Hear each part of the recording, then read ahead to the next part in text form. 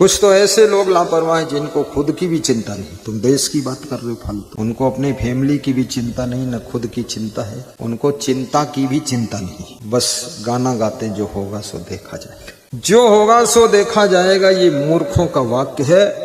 जो होगा वो अभी दिख रहा है और जो होगा, जो होने वाला है, उसको आज तुम्हारे पास चेंज करने की सामर्थ्य है। अपने विचारों को चेंज करिए, कार्यों को चेंज करिए, सेटिंग चेंज करिए, तो रिजल्ट जो होने वाला था उसको बदला जा सकता है, उसको चेंज किया जा सकता है। जो होगा वो देखा जाएगा, ये तो मूर्खतापूर्ण वाक्य है। जो परिणाम को बदल दे, जो रिजल्ट को बदल दे, उसी का नाम तो मनुष्य है। आप देखते हैं ना चुनाव, कई लोग हारने वाले 2 दिन में चुनाव का रिजल्ट चेंज करते हैं।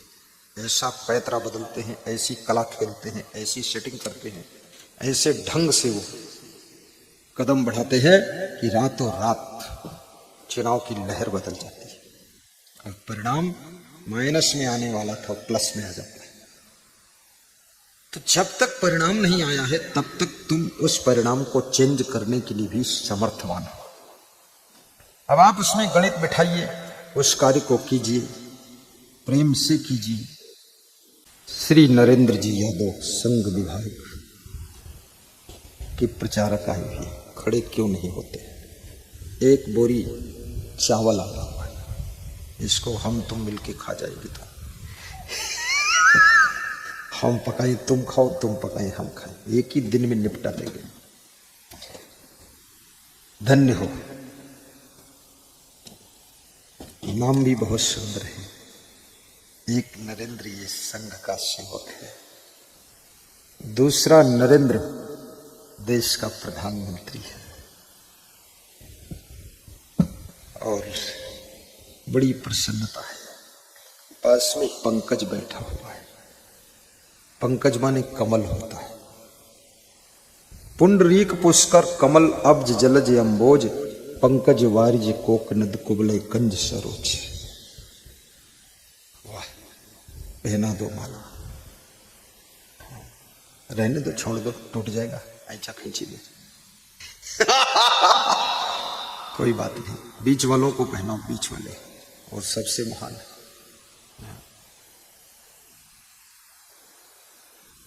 तुम ही मेरे मंदिर। गा दो। हमारे में ज्यादा बाजा नहीं बजता है, क्योंकि बाजा में बहुत वातावरण जो है डिस्टर्ब जैसा हो जाता है। शांत थोड़ा सा बजाता है, कहीं कहीं चूं कर देता हूँ। हाँ, मैंने अपने साधु को सिखा रखा है कि थोड़ा सा कर देना चूं, जैसे थोड़ा नमक डालते ना दाल में, बस ज्यादा डाल दो दाल का स्वाद खराब जाएगा, दाल में दलदल हो जाएगा। इसलिए थोड़ा सा उस संत बजा देता। वो जानता है गुरु जी कब पसंद करेंगे। बैठा है देखो। हाँ। वो मेरी गाड़ी भी वही चलाते हैं। सुबह हमको स्नान भी करते हैं और कैशियर भी वही है और बाजा भी बजाते हैं। आश्रम में रहते हैं तो फावड़ा भी चलाते हैं। उन्होंने अपना मान लिया कि अपना गुरु है, अपना आश्रम है। जिस दिन तुम अपना मान लोगे, अपने घर को, जो बहुएं ससुराल को अपना मान लेती है, उस दिन से शिकायत करना बंद कर देती है। उसी दिन से उनको कमी दूर करने में जुट जाना पड़ता है। और जब तक बहू सोचती मैं तो मेहमान हूं, मेहमान बड़ा बेईमान है, वो सोचती मैं मेहमान हूं, अपने मायके को अपना मानती। अरे मायके से ट्रांसफर हो गया है देवी जी, तुमको पता ही नहीं है। होश में रहो, होशंगाबाद से तुम्हारा ट्रांसफर इटारसी हो चुका है। अब तुम ससुराल को अपना मानो। जितना ज्यादा तुम मायके को अपना मानोगी, उतना ज्यादा तुम्हारी ससुराल में खटर पटर होता रहेगा। और मायके में जितना ज्यादा मन लगाओगी, उतना ज्यादा तुम्हारी भाभी जो है क्रोधित होती जाएगी कि घर से चली गई, शादी हुई गई, वो तब यहाँ टांग अड़ाई रहती है, कुछ न कुछ तिकड़म बतौती रहती है।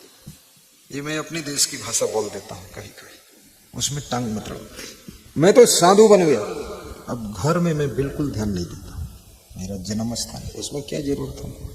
अगर घर में ध्यान देगा साधु तो घर के लोग उसको बेवकूफ समझते हैं कि साधु हो गए, बाबा जी हो गए, चले भी गए, नर्मदापुरम में सत्संग सुना रहे हो, घर में तिकड़म बनावा करते हैं, कहते हैं या भैंस उधर कर दो, वो पड़वा इधर कर दो। उनको पसंद नहीं है। जो वहां रहता है, जो वहां का मालिक है, वो अपना चाहे भैंस की पीठ पर बैठे, वो जाने, उसका काम जानो, उसके लफड़े में फंसो मत जाओ। तुम ज्यादा सबको बेवकूफ मत समझो, तुमसे ज्यादा सब होशियार है। तुम ही सबसे नंबर 1 के बेवकूफ आदमी हो जो सब में टांग लड़ाते हो। आप तो वहां से हटो, तुम जहां हो अपने ससुराल में चमत्कार दिखाइए तो मायके में तुम्हारा सम्मान बढ़ जाएगा। आश्रम में चमत्कार दिखाइए तो जन्मभूमि में सम्मान बढ़ जाएगा। वनवास में राम ने चमत्कार दिखाया तो अयोध्या में सम्मान बढ़ गया था। लाखों दीपक जलाकर उनका स्वागत किया गया था वनवास से लौटने के बाद में, लेकिन वनवास में चमत्कार दिखाया था। इतना बड़ा संकट आ गया, सीता हरण हो गया, लक्ष्मण को शक्ति बाण लग गया, लेकिन फिर अयोध्या से सेना नहीं मांगा। भरत को सूचना नहीं दिया तुम आ जाओ यहां धनुष बाण लेकर। अपने बलबूते भगवान ने जंगल में ही रामा दल तैयार किया, उस दल के माध्यम से रावण को पराजित किया, अपनी सीता को वापस लिया और पुष्पक विमान में बिठाकर अपनी भार्या को अयोध्या वापस पहुंचाया। याद रखना, थोड़ा दमखम होना चाहिए। जरा सा कांटा गड़ गया, घर में फोन लगा रहे, पापा बाएं पैर में कांटा गड़ गया है। अरे मूर्ख, कांटा निकाल दे, वहां क्या बता रहा फालतू। मैं तो बाहर भ्रमण भी किया, लेकिन कोई समस्या मैं अपने गुरु को नहीं बताता था, चाहे गाड़ी पलट सलट के लुढ़कती चली जाए। गुरु क्या बताना फालतू बकवास। और जितना अधिक समस्याओं का समाधान करने की शक्ति तुम्हारे अंदर उद्धृत हो जाएगी, उतना अधिक तुम कुशाग्र बुद्धि के बनते चले जाओगे। जिसके जीवन में समस्या नहीं है वो बिल्कुल गुब्बारा जैसा पचकदार हो जाता है, लचकदार हो जाता है। समस्याएं तुमको मजबूत करती है, संघर्ष तुमको हार्ड बना देते हैं, इसलिए कभी घबराना मत। समस्याओं को सीढ़ी बना करके आगे चढ़िए। संघर्ष, स्ट्रगल इज ए लाइफ, संघर्ष ही जीवन है। फ्लाइंग इज ए लाइफ, जीवन एक उड़ान है। रिलैक्स इज ए लाइफ, जीवन एक आराम भी है।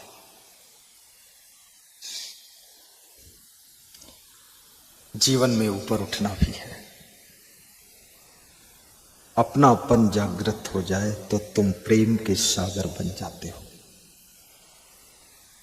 मूर्तिकार हथौड़ी छेनी की चोट लगाते लगाते उस पत्थर की चट्टान को भगवान की मूर्ति में परिवर्तित कर देता है, लेकिन इतनी बड़ी चट्टान थी, अब कुछ कर भी नहीं सकता था, तो छोड़कर वहीं चला गया। जाकर के पहाड़ से नीचे उतरा, किसी गांव में पहुंचा तो गांव के लोग उसको जानते थे कि ये मूर्ति अच्छी बनाता है।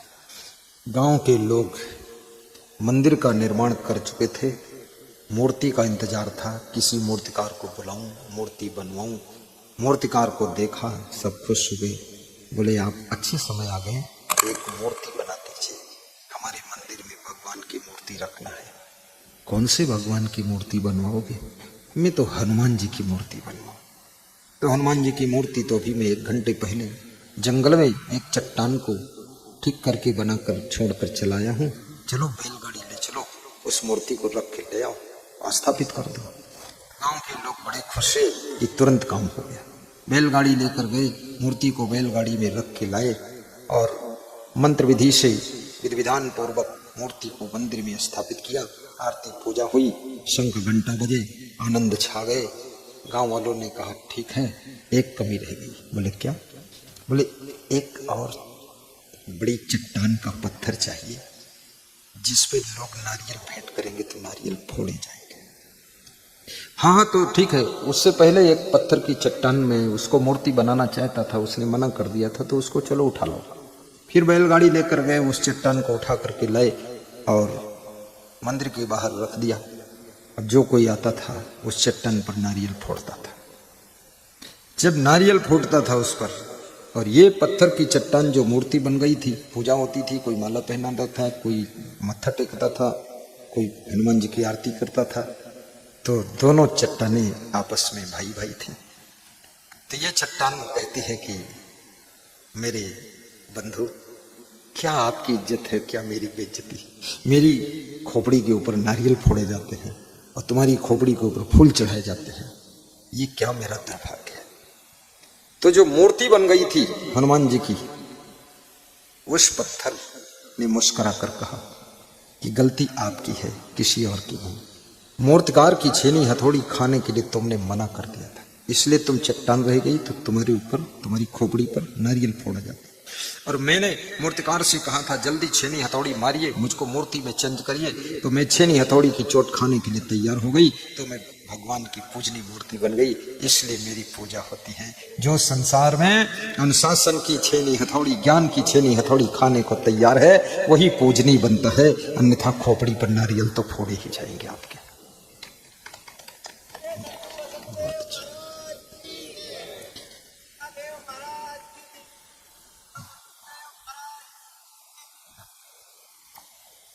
ताली भी बजा दिया करो।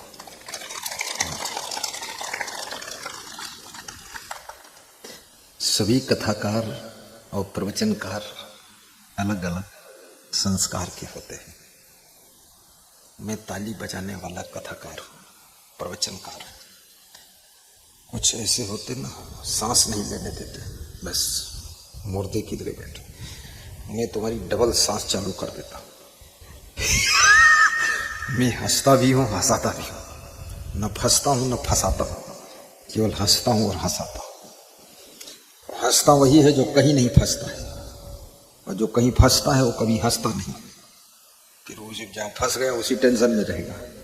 हंसना है तो फंसना नहीं है, और फंसोगे तो फिर हंसोगे नहीं। ये जितना लोग उम्र बढ़ जाती ना, हंस नहीं पाते हैं, मुंह ऐंठ कर बैठते हैं। ये वही नहीं लोग हंस पा रहे हैं जो फंस गए, कहीं ना कहीं फंसे हैं, इसलिए नहीं हंसे। तुम सोचते हो बड़ा सीरियस है, बहुत बड़ा आदमी। बड़ा आदमी नहीं है, बहुत बड़ा जालम फंसा हो। हाँ, बहुत जालम फंसा। क्यों हंसने में क्या पाप, खुश रहने में कौन पाप। लेकिन है पाप, क्योंकि पाप किया इसलिए खुश नहीं रह सकता है, खुश नहीं रह सकता है।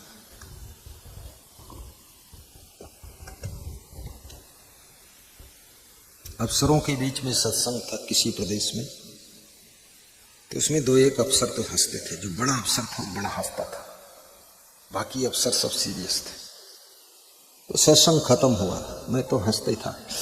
तो हमने पूछा आप हंसते क्यों नहीं थे? बोले हंसते क्या, 2 करोड़ का तिकड़म करके बैठा हूं, फंसते फंसते बच रहा हूं। तुम बताते हो हंसते क्यों नहीं है? फंसते, नौकरी जाने वाली है। हमने कहा क्यों किया तिकड़म? बोले लालच, लालच और क्या है, वेतन नहीं मिलता है। बोले वेतन है 1.25 लाख रुपया महीना, संतोष नहीं, बेईमानी अंदर घुसी, लालच। इसलिए बड़े बड़े अफसर भी सुखी नहीं, क्योंकि जो मिल रहा है उसमें वो संतुष्ट नहीं। और जहां से नोच घसोट कर कुछ भी बेईमानी से मिल सकता उसमें जुटे ही, तो टेंशन में है। कहीं पोल खोल गई, पकड़ गए तो क्या होगा, घोटाला।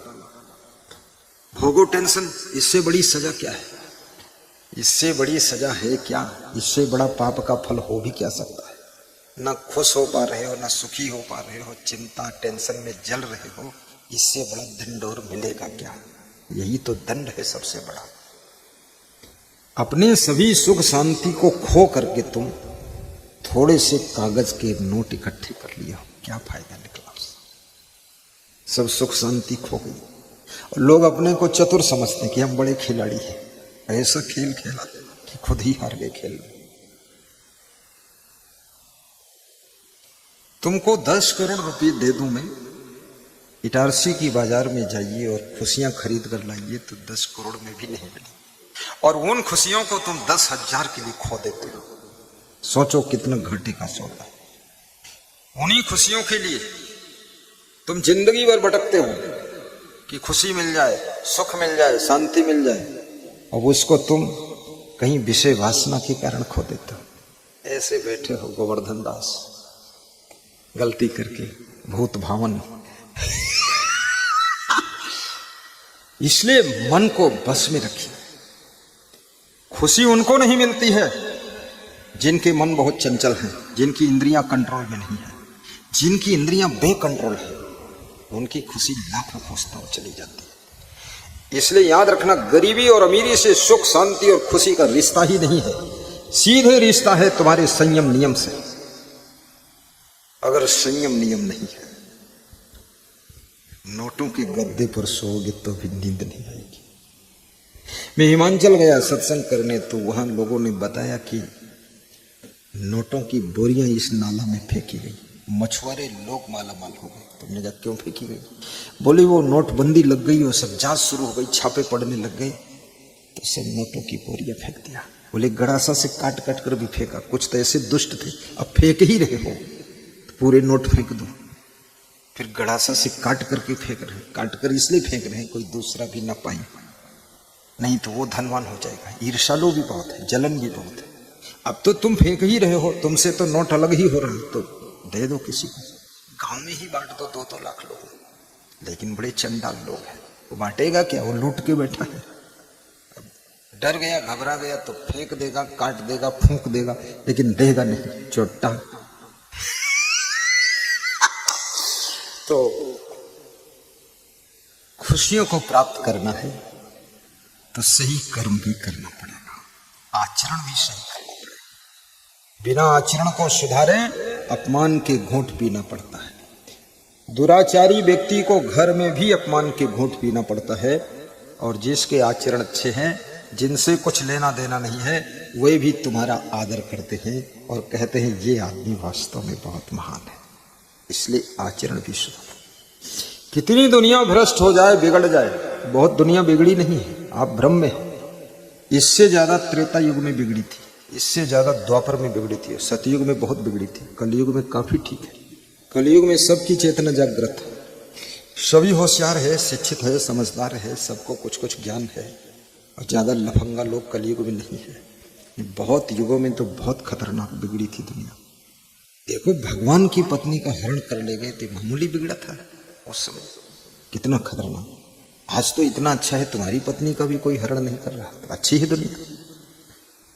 अब पत्नी खुद ही भाग जाना चाहती तो भाग जाए, अलग बात है, बाकी कोई हरण वरण नहीं। तो दुनिया अच्छी है। राम के युग में तो साधुओं को राक्षस खा जाते थे, साधु संतों को बिल्कुल खाकर खत्म कर देते थे। लेकिन आज के युग में साधुओं को कोई नहीं खाता है। हम इतने साधु लाए हैं, 2 दिन हो गए, कोई खाया नहीं एक भी साधु। बल्कि साधुओं को खिलाते हैं लोग, कोई फल ले आता, देखो केला लाया, कोई केला लाया है, नारियल लाया है, कोई 2 पैकेट मीठा लाया है, चावल लाए हैं। तो उस युग से ये युग बहुत अच्छा है। अब इस युग की बुराई करो तो करो, तुम बुराई कर करके क्रोध करते रहो। बाकी मुझे तो लगता है ये त्रेता युग से भी अच्छा युग है। इस युग में महिलाएं भी समझदार बहुत है, सब माता बहन बहुत सुभद्र है, सुशील है। ऐसे एक आध तो कचरा होती है, उसका नाम रख दो कचरा वाली। और एक आध तो पुरुषों में भी कचरा है, उसका नाम रखो कचरूमल, कचरूमल है। और एक आध तो साधुओं में भी कचरा मिलेगा, उसका नाम रखो कचरा नाथ, कचरा नाथ है, कचरा दास। छोड़ो कचरमल को, मूर्ख फालतू बात। हर डिपार्टमेंट में 1-2 तो कचरूमल रहते ही है, उनको तो गिनती में मत लो, उनकी बात करके टाइम बर्बाद करोगे, अपना बिगड़ोगे। संभल के रहो। मैं तो देखता हूं, बहुत अच्छा लगता है, कितना आनंद आता है। स्वर्ग जैसी दुनिया है, बड़ा सुख है। बस एक ही चीज मैं देखता हूं इस दुनिया के अंदर, बस दिन भर आदमी अपने शरीर में बिजी रहता है। ये सब शरीर का झंझट बहुत है, मोक्ष जरूरी है। सवेरे उठो, इस शरीर का मुंह धो, फिर दतून कराओ, फिर चास्ता कराओ, फिर स्नान कराओ, फिर इसके कपड़े धो, कपड़े प्रेस करो, और फिर भोजन बनाओ, इसको खिलाओ, फिर इसको नए कपड़े पहनाओ, फिर बाल इसके ठीक करो, फिर गाल ठीक करो, फिर गाड़ी ठीक करो, उसमें इसको बिठाओ, फिर लेकर जाओ इटारसी में, और फिर वहाँ से लेकर शाम को आओ, फिर इसको खिलाओ, फिर शाम को सुलाओ। यही नौटंकी दिन भर चलती रहती है।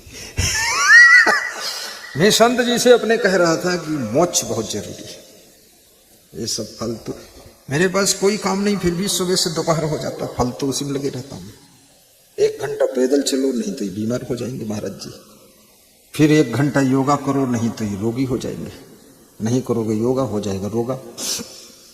फिर नाश्ता खिलाओ, फिर ये फल काटो, वो काटो, झंझट फालतू। इससे अच्छा मोक्ष हो जाए, सब छुट्टी मिल जाए। फिर प्रवचन करने चलो, अखंड मंडलाकारम, ये कारम वो कारम, और फिर बंद करो प्रवचन, फिर ये वो दुनिया भर का। इससे अच्छा मुक्ति मिल जाए, छुट्टी, झंझट खत्म। लेकिन मुक्ति ऐसे आसान नहीं है। सभी लोग मुक्ति चाहते हैं, मिलेगी नहीं। मुक्ति बहुत एक दूरी चाहे सब कोई, एक दूर है। एक दूरी चाहे सब कोई। 4 फल लगे हैं आम के वृक्ष में। संत कबीर कहते हैं वेद ऐसे है जैसे आम का पेड़। वेदों को आम के वृक्ष की संज्ञा दिया है संत कबीर ने। निगम रसाल चारि फल लागे। कबीर साहब वेदों का समर्थन कर रहे हैं, वेदों को धन्यवाद दे रहे हैं, वेदों की महिमा सुना रहे हैं, वेदों को रसाल कह रहे हैं, वेदों को आम का वृक्ष कह रहे हैं, बबूल का वृक्ष नहीं कह रहे हैं। कबीर को पूरा पढ़ो तो देखो कबीर समर्थन में ही लगे हुए। निगम रसाल चारि फल लागे। 4 फल जो वेदों में, शास्त्रों में, पुराणों में, रामायण में जगह जगह 4 फल 4 फल 4 फल की चर्चा है। 4 फल कौन कौन? 4 फल कौन कौन है? एक महिला बोल रही है 4 फल, एक तो आम, दूसरे अमरूद, तीसरे पपीता, चौथा संतरा। यही 4 फल है। अरे ये 4 नहीं है, ये नाशपाती, सेव फल, केला फल, ये कहाँ जाएगा? ये फल की बात नहीं है, यहाँ आध्यात्मिक फल की बात चल रही है। 4 फल कौन फल? क्या नाम है 4 फलों का? अभी एक आदमी खड़ा करूंगा, बताएगा। खड़े हो जाओ, खड़े हो। धन्यवाद। क्या नाम? राम किशन बारंगे। कहाँ से आए? तुम प्रिय भक्त हो, नित्यदानी भी हो ना? प्रवचन सुनते रहते? ये नित्यदानी है। कल नित्यदान लाए थे डब्बा में, और 4 फल बता दिया है। अब 4 फल और इतने लोग खाने वाले, मारपीट होगी और क्या, छीना झपटी। 4 फल, बैठो बारंगी, रामकृष्ण बारंगी। ये 4 फल पूरी दुनिया खा ले ले फिर भी कम नहीं पड़ेंगे, ऐसे फल है। ये कोई केला संतरा नहीं है जो 4 है तो सब ले गए 4 लोग, बाकी बच गए, नहीं पाएंगे, क्या होगा? नहीं, सब लोग ये 4 फलों को प्राप्त कर सकते। लेकिन कैसे मिलेंगे फल ये 4? इसके लिए भी आपको ऐसे नहीं मिलेंगे। ये थोड़े 10 रुपया का 1 किलो अमरूद खरीद लो, ऐसा वाला फल नहीं है ये। फल श्रद्धा से मिलते हैं, भक्ति से मिलते हैं, आत्मज्ञान से मिलते हैं, साधना से मिलते हैं, तपस्या से मिलते हैं। ये फल याद रखना, वैराग्य से मिलते हैं। ऐसे नहीं मिलते हैं कि बाजार में मिल जाएंगे, उजार में मिल जाएंगे, मांगे से मिल जाएंगे, उधार में मिल जाएंगे, ऐसे मिलेंगे ही नहीं। निगम रसाल चारि फल लागे। तामे तीनी समाई, तामे तीनी समाई। एक दूरी चाहे सब कोई।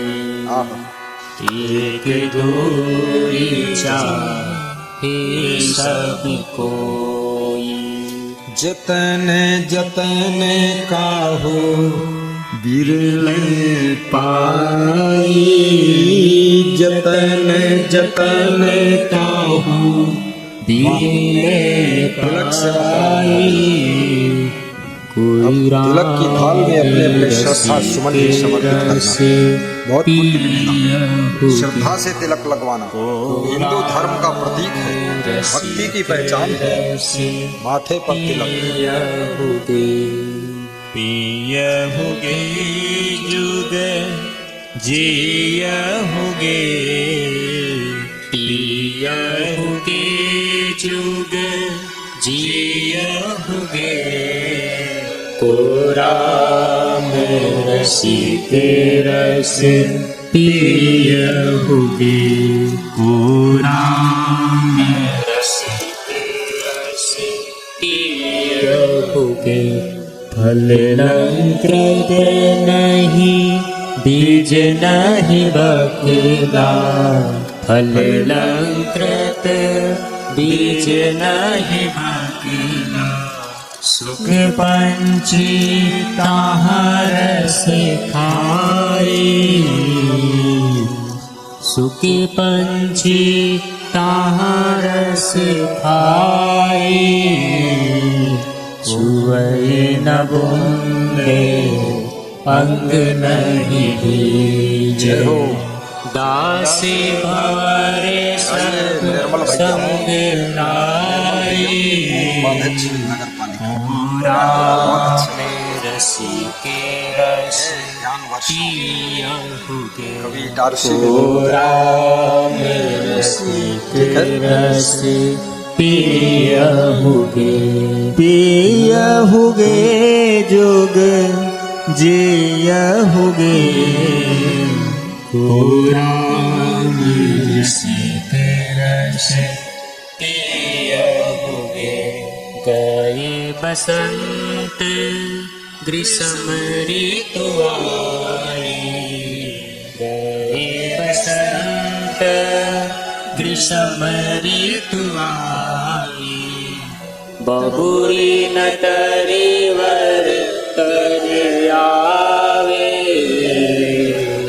बहुरी न तरीवर तर आवे को राम रसिक रस पियहुगे को राम रसिक रस पियहुगे पियहुगे जोग जियहुगे पियहुगे जोग जियहुगे को राम रसिक रस पियहुगे कहीं कबीर स्वामी सुख सागर कहीं कबीर स्वामी सुख सागर राम मगन होए सो पावे राम मगन सोई पावे को राम रसिक रस पियहुगे को राम रसिक रस पियहुगे। बोलिए सद्गुरु भगवान की जय। संत कबीर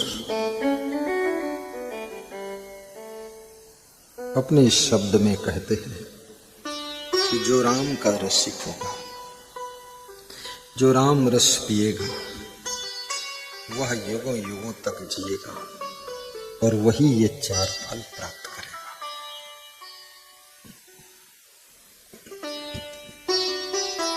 ये राम रूपी फल बड़ा सुंदर फल है, अलंकृत फल है, विलक्षण फल है, जिसमें दुख रूपी बीज नहीं है, द्वंद रूपी छिलका नहीं, केवल सुख शांति का रस ही रस टपकता है। भजन में दुख नहीं,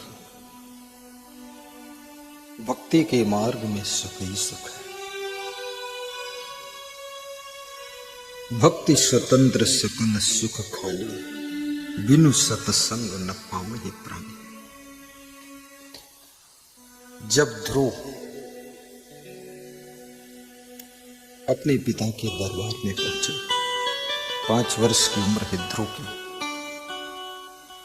पिता ने ध्रुव को देखा और गोद में ले लिया। बालक को गोद में लेने का मन हो जाता, बालक को, सलोने बालक को, कोमल बच्चे को छूने का भी मन हो जाता है। राजा उत्तानपाद अपने पुत्र ध्रुव को गोद में ले लेते।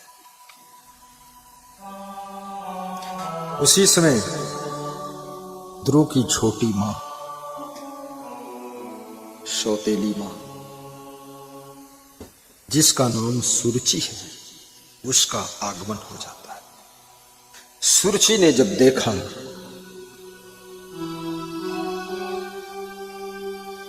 कि सुनीति का पुत्र ध्रुव राजा की गोद में बैठा हुआ, हाथ पकड़ करके ध्रुव को गोद से उतार दिया। बाहर निकलो ऐसा कहकर धक्का मारकर निकाल दिया।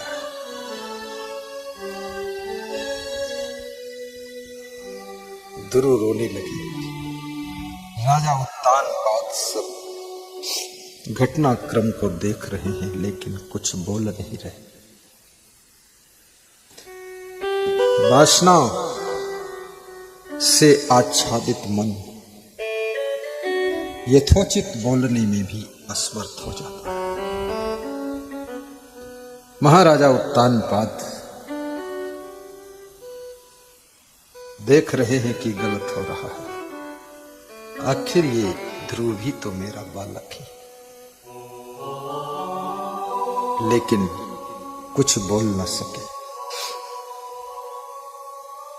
ध्रुव रोते हुए अपनी मां के पास में पहुंच गए। अपने पुत्र को रोता हुआ देख करके मां भी रोने लगी। पुत्र की खुशी में माता पिता की खुशी छिपी होती है। पुत्र के सुख में, संतान के सुख में माता पिता का सुख छिपा रहता है। बेटा बेटी सुखी हैं तो माता पिता बड़े प्रसन्न होते हैं। इसलिए माता पिता यही आशीर्वाद मांगते हैं कि बस हमारा तो सब हो गया, आशीर्वाद दीजिए कि बेटा बेटी सुखी रहे, बस इनका जीवन ठीक चले। और अपनी संतान की चिंता में माता पिता को शीघ्र बुढ़ापा भी आ जाता है। उम्र से बूढ़े कम लोग होते हैं, चिंता से ज्यादा बूढ़े हो जाते हैं। इसलिए बेटा बेटी को ऐसे कार्य करना चाहिए जिससे बेटा बेटी और बहू सब सुखी रहें, ताकि तुम्हारे माता पिता भी शीघ्र बूढ़े ना हो, उनको तुम्हारी चिंता ना हो। गलत रास्ते पर मत चलिए। गलत रास्ते पर चलने वाली संतान अपने माता पिता को जवानी में ही कमजोर कर देती है। भले ही माता पिता के पैर कम दबाओ, लेकिन कम से कम उनको सर ऊंचा करके चलने के लिए तुम अच्छे कार्य करो। जहां तुम्हारे माता पिता पहुंचे, तुम्हारे नाम से उनकी पहचान हो। गुरु के ऐसे शिष्य बनो जो तुम्हारे नाम से गुरु की पहचान हो जाए। और माता पिता भी इतने महान बनो कि तुम्हारी पहचान से तुम्हारी संतान की पहचान हो। जब भरद्वाज के आश्रम पर भगवान श्री राम गए, भरद्वाज ने पूछा आपका परिचय क्या है? तो राम ने कहा मैं महाराजा दशरथ पुत्र राम हूं। ये मेरा अनुज भ्राता लक्ष्मण है, ये मेरी भार्या सीता जी है। कितना सुंदर परिचय दिया कि मैं महाराजा दशरथ पुत्र राम हूं। तुमसे कोई परिचय पूछता तुम्हारा परिचय क्या है, तो तुम बताते हो मेरा परिचय, मेरा नाम बिट्टू। आगे पीछे सब गायब। बिट्टू, कोई कद्दू, कोई बैंगन। ऐसे नाम, ठीक से नाम भी अच्छे रखो। ये क्या होता है बिट्टू, कट्टू, चट्टू, पट्टू? इतने सुंदर सुंदर नाम हैं। कृष्ण नारायण रख दो, कृष्ण चंद्र रख दो, मनमोहन रख दो, शिव मोहन रख दो, शिव राम रख दो। नई जनरेशन में बिगड़ी हुई संस्कृति में नाम में से उटपटांग है। कोई नाम रखता अनिसी, कोई रखता उमसी, कोई रखता भीतर घुसी। फालतू खुराफात। नाम में भव्यता होना चाहिए। ऐसी नाम क्या रखते फालतू। सुंदर नाम रखिए, जिस नाम में राम का नाम ना हो, नाम बेकार। कम से कम उसी माध्यम से भगवत स्मरण हो जाएगा, कुछ महान पुरुषों की याद आ जाएगी। लड़कियों का नाम भी अच्छा रखिए, प्रेमलता, हेमलता, कुसुमलता, ज्ञानलता, ये नाम ठीक है। कुसुमा देवी, पुष्पा देवी, शीला देवी, ये भी ठीक है। अब ऐसे ऐसे आधुनिक युग में नाम है, उनसे पूछो क्या नाम तुम्हारी बेटी का, बोलते छू। दूसरी बेटी का नाम हो। ये क्या नाम है? अच्छे नाम रखिए। ध्रुव रो रहे हैं, बालक को रोता हुआ देखकर मां भी रोने लग जाती। मां की ममता बड़ी विचित्र होती है। जो मां है और जो चुड़ैल है उसकी ममता उमता कुछ नहीं, बस जानवरों जैसे बच्चों को पैदा कर दिया, फिर दूसरे के साथ भाग गई, दूसरी जगह 2-4 पैदा कर दिए कलंदर, फिर तीसरे के साथ भाग गई। ये तो चुड़ैल है, बेकार है। ये कोई स्त्री है? ये नारी नहीं है।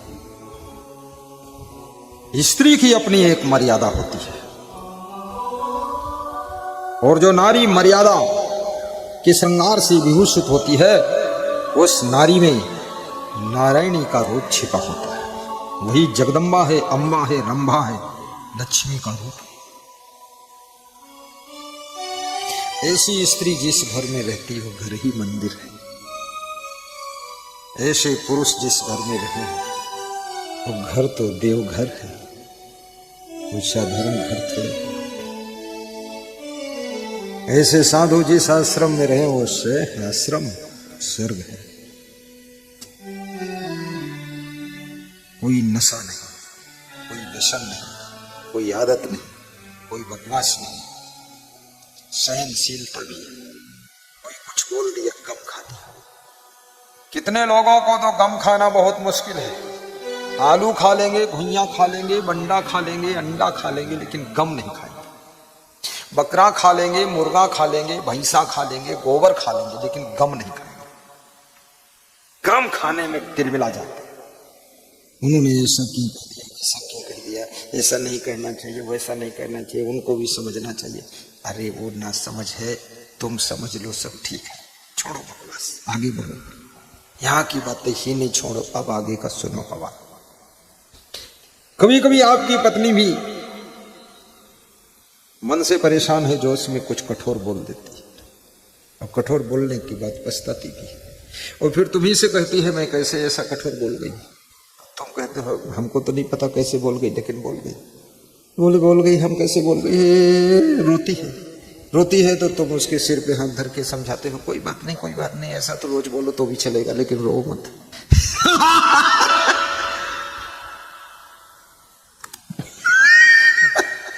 महाराज जी बहुत खुश इसलिए भी हो जाते हैं, लोगों की बीती घटना इस समय सब जिंदगी को छू देती है, दिल को छू जाता है प्रवचन कि महाराज बिल्कुल छूने से छोड़ता नहीं, अंदर छू लेता है, फिर वापस आ जाता है। छुओ तो छोड़ नहीं पाओ। तो ध्रुव ने अपनी मां से पूछा था, हे मां तुम क्यों दुखी हो? राजमहल से बाहर झोपड़ी में रहने का स्थान तुमको मिला, शेर भर अन्न मिलता है। छोटी रानी को राजमहल में रहने का स्थान और पूरा खजाना खुला रहता है, इतना फर्क क्यों? तो ध्रुव की मां ने जो कहा था उत्तर दिया था। क्या कहा था? ध्रुव ने पूछा, तुम कत दुखी सुखी वाह रानी। 5 वर्ष का बालक कितना तार्किक पूछ रहा, हे मां तुम क्यों दुखी हो और छोटी रानी क्यों सुखी है? ये बालक अपनी पीड़ा की जड़ को पकड़ लिया कि आज मुझको पिताजी की गोद से खींच करके छोटी रानी ने निकाल कर महल से बाहर धक्का देकर भगाया है। ये मेरी माँ की क्या दशा है। इस मेरी माँ का महत्व नहीं, इसलिए मेरा महत्व नहीं। याद रखना, माता पिता के महत्व से भी तुम्हारा महत्व जुड़ा है, गुरु के महत्व से भी तुम्हारा महत्व जुड़ा है। तुम किस देश के बालक हो। मैं नेपाल में गया था, देश से भी तुम्हारा महत्व जुड़ा है। नेपाल में लोगों ने मुझसे पूछा कहां से आए, मैंने कहा भारत से। तो लोग बोले चोर है चोर है चोर है। तो मैं हंसने लगा। तो मेरे साथ में मेरे छोटे गुरुजी थे, वे जरा तार्किक थे, बुद्धिमान व्यक्ति थे। मैं तो उतना होशियार नहीं था, जवाब नहीं दे पाता था, उतनी बुद्धि तेज नहीं थी। तो मैं तो चुप हो गया। वो बोले चोर है नेपाली लोग। तो हमारे जो छोटे गुरु जी, उन्होंने उनसे पूछा। उन्होंने देखा कि मेरा शिष्य जो है वो संकोच में पड़ गया, कुछ बोल नहीं पाया। मैं बोल ही नहीं पाया, मुझे मालूम नहीं था क्या जवाब दूं। तो हमारे छोटे गुरुजी ने कहा चोर है क्यों कहते हो। अरे बोले भारत में चोर बहुत है। देखो किस देश से आप गए, आप चोर हैं कि नहीं है, लेकिन भारत में ज्यादा परसेंट में चोर है, चट्टा है। तो उस देश का मैं हूं, इसलिए मुझको भी बोला गया कि चोर है चोर देश। तो हमारे छोटे गुरु ने कहा आपके नेपाल में जेल है कि नहीं। है? नेपाली लोग बोले है। तो जेल में अपराधी है कि नहीं, बोले हैं। तो अपराधी किस देश के हैं, बोले नेपाल के हैं। तो नेपाल के अपराधी जेल में हैं, तो वो भी तो चोर है, तभी तो अपराधी है, तभी तो जेल में है। तो भारत में ही चोर थोड़े है, नेपाल में चोर चोर चोर। उत्तर दे दिया। तो मैंने कहा बड़ा खिलाड़ी है गुरु मेरा। पढ़े लिखे तो एक क्लास भी नहीं थे, लेकिन उत्तर ऐसा देते थे कि मुंह बंद कर देते थे। होशियार आदमी थे, चतुर थे छोटे गुरु जी, पूज्य श्री गुरुमन देव महाराज। अब किस देश से हम हैं, उसमें भी हमारा महत्व कम ज्यादा हो जाता है। किस माँ बाप की हम संतान हैं, माँ बाप के महत्व से भी हमारा महत्व जुड़ा हुआ है। किस गुरु के हम शिष्य हैं, उस गुरु का नाम लेकर के तुम कहीं जाओगे, गुरु के महत्व से शिष्य के महत्व की वृद्धि होगी, घटोत्तरी हो जाएगी। मेरे गांव का एक साधु, मेरे जन्मभूमि का साधु, मेरे जन्मभूमि में 6-7 साधु, लेकिन मैं उससे सबसे निराला साधु हूं। मैं उस मॉडल का बना ही नहीं, मेरे को पसंद नहीं वो मॉडल कि 4 दिन भंडारा खाओ फिर घर में बैठो आकर कमंडल लेकर, घर का माया मोह करना नहीं। तो वो साधु उत्तर प्रदेश में भ्रमण करने के लिए निकला। तो एक सज्जन के द्वार पर किसी गांव में गुजरा, तो उसको प्यास लगी थी, पानी मांगा। तो उसके सफेद कपड़े देखा जिसके घर पानी मांगा। तो उन्होंने पूछा बाबा एक सफेद कपड़े में टीवी में प्रवचन सुनाते हैं असंत देव जी, क्या उनको जानते हो। बोले हाँ उनको मैं जानता हूं। क्या उनको आपने देखा है। बोले हाँ देखा हूं। क्या उनको छुआ है आपने। बोले उनको गोद खिलाया हूं, मेरे गांव के ही है। आओ बाबा बैठो, कुर्सी डाल दिया, 500 रुपये दक्षिणा दिया, 1 गिलास दूध पिलाया। बाबा तुमने देखा है, सही बात है, हमको एक बार दिखा दो, उनको दर्शन कर लो। उस समय टीवी में प्रवचन आता था, तो मेरे नाम की पहचान से उनका सम्मान हो गया। याद रखना, आप इस योग्य बनो कि तुम्हारे नाम से भी दूसरों का सम्मान होना चाहिए, दूसरों का सम्मान होना चाहिए।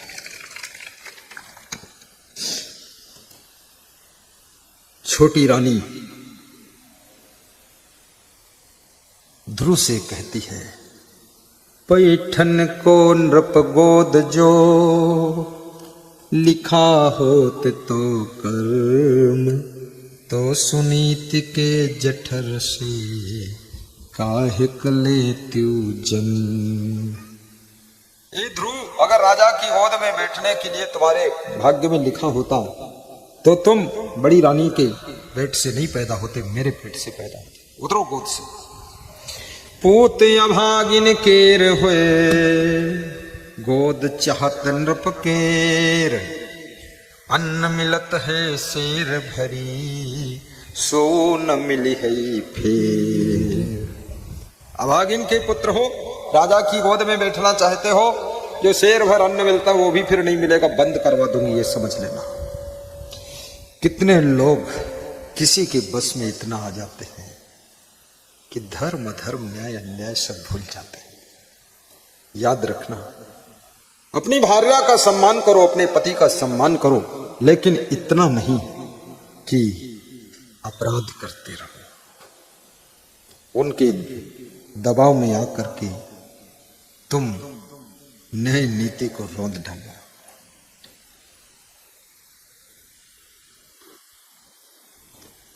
ध्रुव के मन को दुख लग जाता है। सबते कठिन जाति अपमाना, सबसे कठिन दुख है अपने जात भाइयों के बीच में अपमान का होना। सम्मान सबको मीठा लगता है, लेकिन अपमान सबको कड़वा लगता है। श्री कृष्ण गीता में कहते हैं, मानाप मानियो तुल्य तुल्य मित्राणि पच्चयो सर्वारंभ परित्यागी गुणातीता स उच्यते। मान और अपमान के प्रभाव से भी अपने को बचाइए। सम्मान में भूलो मत, अभिमान में फूलो मत, और अपमान में दुखी मत हो। अपमान के घूंट भी मुस्कुरा कर पीने की कला सीख लो। सम्मान को पचाना सीख लो, अपमान की चोट से खुद को बचाना सीख लो, और अभिमान की चट्टान से बचकर निकलना सीख लो। कितना बड़ा धन मिल जाए, कितना बड़ा पद मिल जाए, लेकिन जरा भी मद नहीं आना चाहिए, घमंड नहीं आना चाहिए। अमानित्वम आदम्भित्वम अहिंसा शांति आर्जवम आचार्योपासनम शौचम स्थैर्यमात्म विनिग्रह।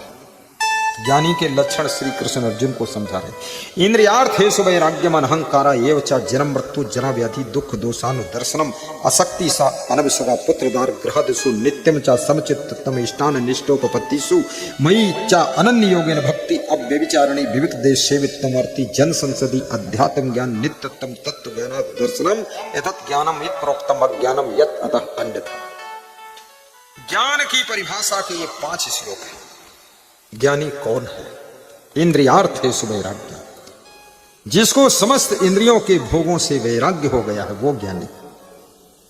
अनहंकारा एव च, जिसको किसी चीज का अहंकार शेष नहीं बचा वो ज्ञानी है। जन्म मृत्यु जरा व्याधि दुख दोषानुदर्शनम, जो बारंबार जन्म में, मृत्यु में, बुढ़ापे में और बीमारी में, रोग में दुख देखता है वो ज्ञानी व्यक्ति है। दुख दिखता कहाँ है? मनुष्य दुख भोगता है, दुख भोग लेता है, लेकिन फिर भी दुख दिखता नहीं। जग दुख देखब कठिन है और सहज सब बात। जिस दिन तुमको जहां जहां दुख दिखाई देगा वहां वहां तुम त्याग करते चले जाओगे। कितना लोग दुख भोग रहा है लेकिन फिर भी त्याग नहीं कर पा रहा, क्योंकि उसको दुख दिख नहीं रहा है। उसको उसके भीतर सुख दिख रहा है कि थोड़ा और घुसो तो सुख मिलेगा, थोड़ा और घुसता तो और दुखी होता है, तो कहता फिर और अंदर जाओ तो और सुख मिलेगा। अंदर अंदर जाते जाते बंदर हो गया और दमादम मस्त कलंदर हो गया और दुख ही दुख भोग कर मर गया, अंदर से बाहर ही नहीं आ पाया। बोलो सतगुरु भगवान की जय।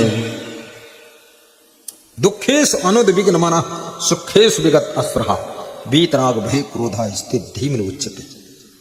स्थित प्रज्ञ का लक्षण है जो दुख में उद्विग्न न हो, सुख में निष्प्रही रहे। निष्प्रही मतलब और सुख मिले ऐसी चाहत न हो, और जिसका राग भय क्रोध बीत चुका है, कृष्ण कहते हैं वो तो स्थित प्रज्ञ हो चुका है। स्थित प्रज्ञ। जब तक स्थित प्रज्ञ की स्थिति को प्राप्त न करोगे तब तक तुम चाहे जहर हो, दुखी हो, छोटा सा दुख भी तुमको दुखी कर देगा।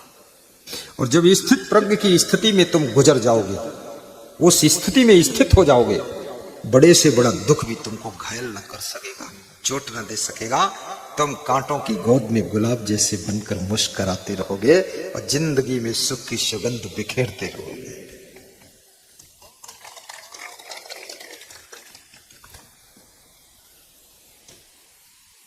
बहुत आनंद आ गया है। दुख में मत घबराना पंछी, यह जग दुख का मेला है। चाहे भीड़ बहुत अंबर पर, उड़ना तुझे अकेला है।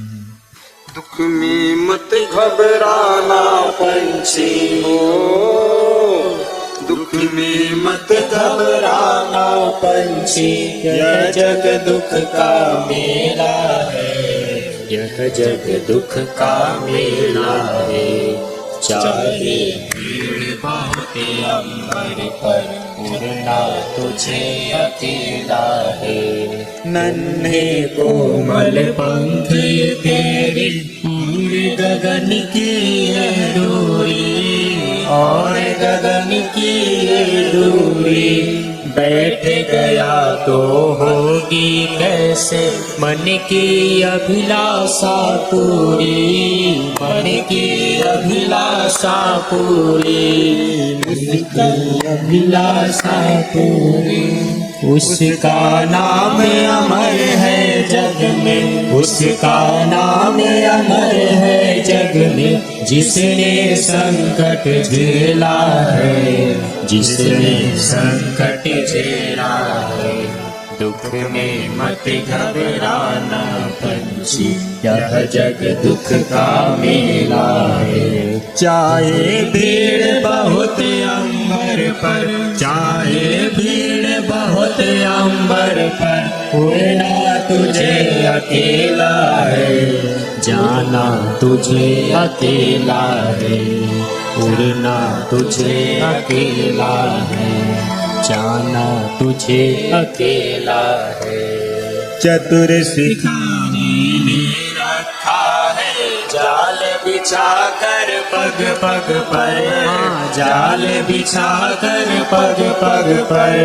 हंस मत जाना भूल से पगले, पछताएगा जीवन भर, पछताएगा जीवन भर। लोभ के दाने में मत पड़ना, लोभ के दाने में मत पड़ना। बड़ा समझ का खेला है, बड़ा समझ का खेला है। दुख में मत घबराना पंछी, यह जग दुख का मेला है। चाहे भीड़ बहुत अंबर पर, चाहे भीड़ बहुत अंबर पर, उड़ना तुझे अकेला है, उड़ना तुझे अकेला है। जब तक सूरज आसमान पर बढ़ता चल तू चलता चल, बढ़ता चल तू चलता चल। गिर जाएगा अंधकार जब बड़ा कठिन होगा पल पल, बड़ा कठिन होगा पल पल। किसे पता क्या उड़ चलने का, किसे पता क्या उड़ चलने का।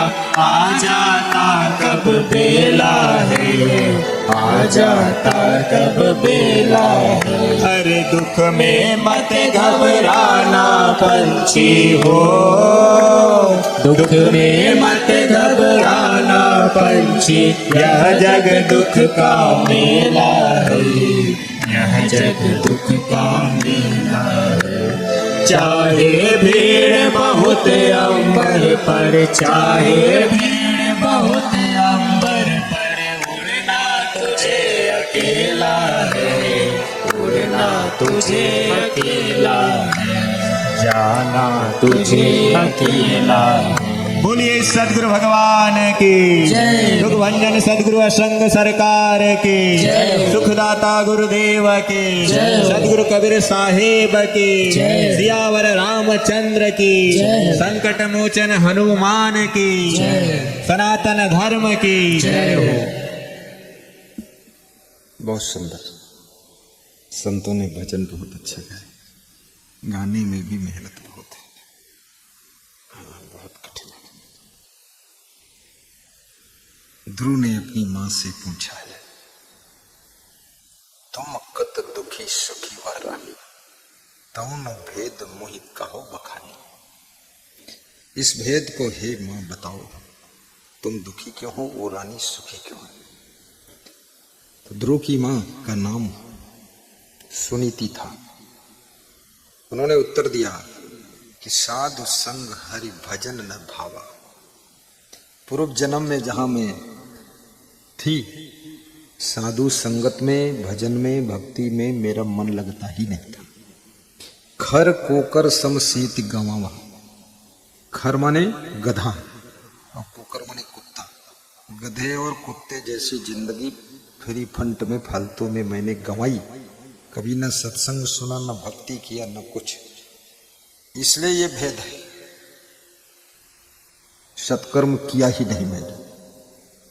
साधु संग हरि भजन न भावा, खरे को कर समय। साधु संग हरि भजन न भावा, साधु संग हरि भजन न भावा। तुलसी पिछले पाप से, हरि चर्चा न सुहाए। जैसे जुर के ताप से, भूख विदा हुई जाए। जैसे बुखार के ताप से भूख विदा हो जाती, भूख नहीं लगती बुखार जब खूब आता है, ऐसे पिछले पाप के कारण हरि की चर्चा सुहाती नहीं। कितने लोगों को भक्ति, भजन, मंदिर, पूजा पाठ कुछ अच्छा ही नहीं लगता। जहां लोग ताश खेल रहे हों वहां जाकर वो बैठ जाते हैं। लोग बीड़ी पी रहे हो तो उसी में बैठ जाते हैं, आधी बची हुई बीड़ी उठाकर पी लेते हैं। ऐसे कहते हैं मैं किसी का जूठा नहीं खाता पीता, और बीड़ी जूठी पी लेते। खूब लोग बड़े विचित्र हैं, भगवान की मंदिर का प्रसाद नहीं लेंगे, होटल का जूठा भोजन खा लेते, सब जूठी प्लेटें ठीक से साफ भी नहीं।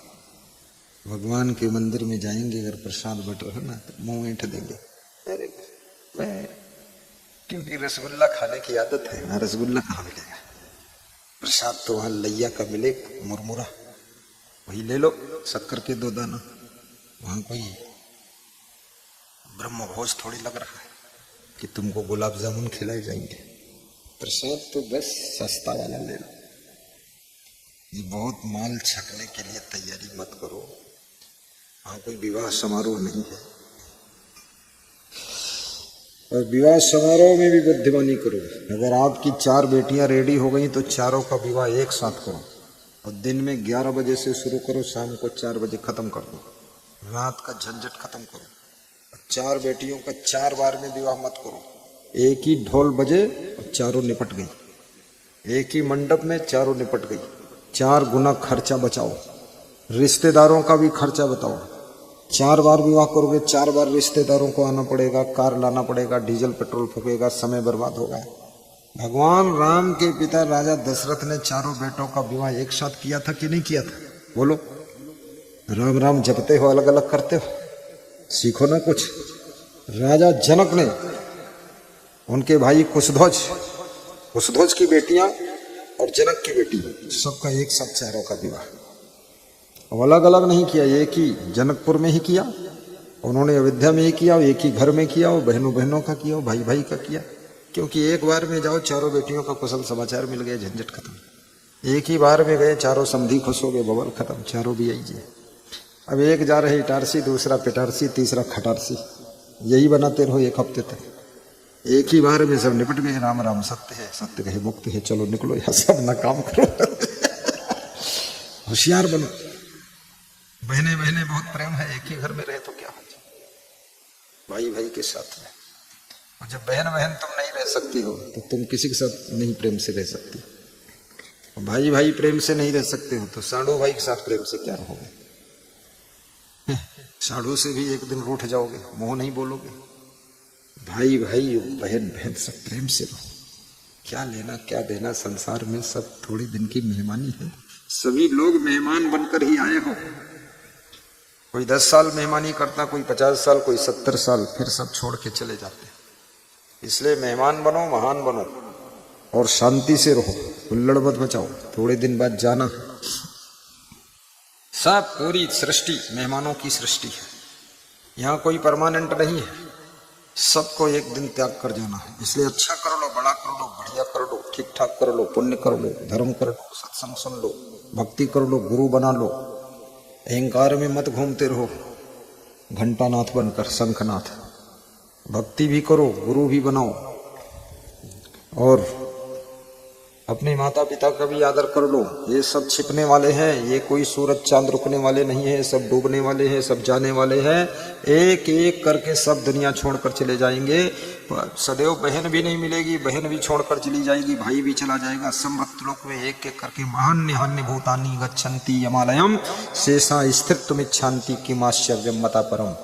युधिष्ठिर ने ये उत्तर दिया था, यक्ष को उत्तर दिया था। यक्ष ने पूछा था सबसे बड़ा आश्चर्य दुनिया में क्या है, तो उन्होंने बताया था एक एक करके सब यमलोक को सिधार रहे हैं, फिर भी जो शेष बचे हैं वे सोचते हैं कि मैं हमेशा रहूंगा संसार में। यही आश्चर्य है। जाना सबको है, जाना अकेला है। जब तक जिंदगी तब तक मेला है, और मेला ना संभाल पाओ तो झमेला है, और मेला संभाल लो तो गुरु और चेला है। 2 दिन का खेला है। ये संभालना सीखो। रहो संभारे राम विचारे, कहता हूं जे पुकारे हो। संभाल कर रखो सबको। प्रेम से जीना सीख लो, सुख ही सुख है। तो आगे क्या हुआ?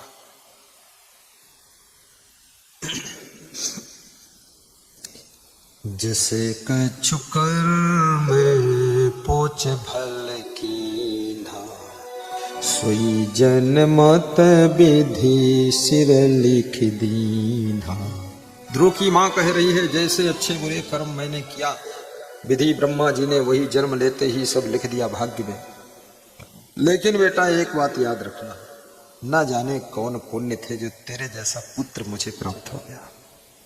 याद रखना, ये पुत्र का मिलना, पुत्री का मिलना, बहन का मिलना, भाई का मिलना, पिता का मिलना, अच्छे मिलना, ये सब ये भी सुकृत का फल है। नहीं तो आपको माता पिता भी अच्छे नहीं मिलेंगे, पुत्र भी अच्छा नहीं मिलेगा, जिंदगी नरक हो जाएगी, पत्नी भी अच्छी नहीं मिलेगी, पति भी अच्छा नहीं मिलेगा, सारी जिंदगी रोने धोने उलझने में चिल्ला चोट में ही चली जाएगी। और ये सब अगर अच्छे मिल गए हैं तो समझ लो कोई न कोई जन्म के तुम्हारी सुकृत है, पुण्य है, इसीलिए सब अच्छा सिस्टम मिल गया है। नहीं जानी के ही सुकृत तेरे, भय प्राप्त गुण गोविंद के रे। बेटा कोई तो तेरा भी पुण्य है, मेरा भी पुण्य है, जो भगवान जैसे तेरे में गुण है मेरे पुत्र। इसलिए ध्रुव को भगवान कहा गया। ध्रुव भगवान, नारद भगवान, इनके आगे भगवान लगा दिया। भगवान का गुण है इसलिए भगवान लगाया गया है। ते कोई दुख निकट न आवे, प्रारब्ध ते ही तनु भुगतावे। इसलिए तू जैसा मेरा पुत्र है, गोविंद जैसा बेटा मिला है, तो मुझे उम्मीद है मेरे निकट कोई दुख नहीं आएगा, सब सुख ही सुख हो जाएगा। माँ को भरोसा है। हर माँ हर पिता बड़ी आस के साथ में बालक का बालिका का पालन पोषण करते हैं। वे सोचते हैं हमारा बेटा बड़ा होगा, बेटी बड़ी होगी और सब दुख मिट जाएंगे, बस बच्चे को पाल लो, बड़ा हो जाएगा, सब दुख मिटाते हैं। इस आशा के साथ पालते हैं।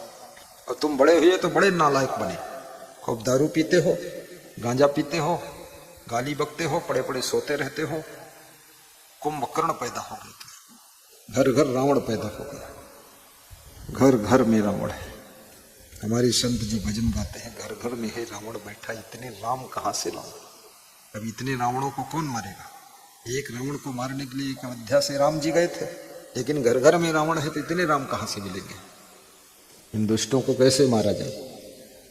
घर घर में है रावण बैठा, इतने राम कहां से लाऊं, और कलयुग बैठा मार कुंडली, अब जाऊं तो मैं कहां जाऊं। कुंडली मार दिया कलयुग ने, चारों तरफ घुमा कर बैठा, बीच में तुम फंस गए। कलयुग कलयुग की कुंडली में फंसे हो, खूब कुंडल लटकाते रहो, कुंडली बन गया, कुंडल कमंडल कुंडली। इस गाइए महाराज जी। घर घर में है रावण बैठा, इतने राम कहां से लाऊं। घर घर में राम का जन्म होना चाहिए, राम का अवतार होना चाहिए, गोविंद के गुण संतान में दिखने चाहिए, लक्ष्मी के गुण बेटी में दिखना चाहिए। घर घर में राम हो, घर घर में सीता हो, घर घर में कृष्ण, घर घर में राधा हो।